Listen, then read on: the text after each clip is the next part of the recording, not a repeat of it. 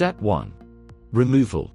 Before pressing out the bushing, cut off the rubber flange to prevent the bushing from binding in the housing. Assemble the receiving cup together with the larger flat plate. Thoroughly lubricate the threaded rod. Then install the tools with the threaded rod on the side where the bushing will be pressed out. Place the smaller flat plate against the bushing with the correct orientation and tighten the entire assembly with the nut.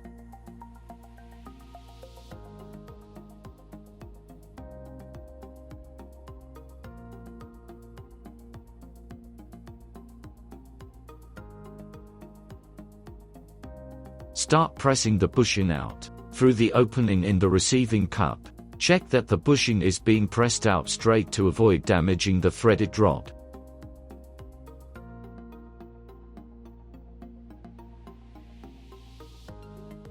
After removal, disassemble the puller.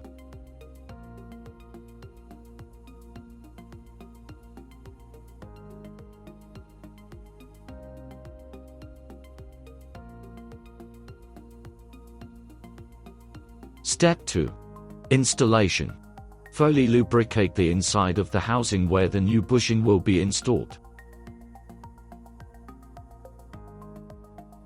Thoroughly lubricate the threaded rod to prevent damage. Place the larger flat plate onto the threaded rod. Then install the bushing. Pay attention to the marking on the bushing, which must align with the marking on the housing. Assemble the support element. The support element has a dedicated cutout matching the shape of the housing. Tighten the entire assembly, continuously checking the correct alignment of the bushing with the marking on the control arm.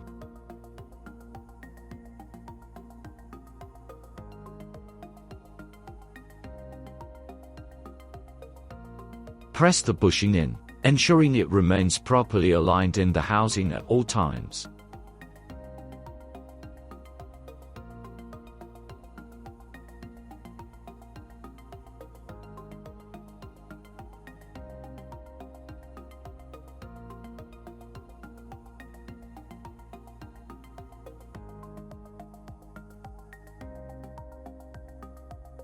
Press until the metal flange of the bushing is fully seated against the control arm.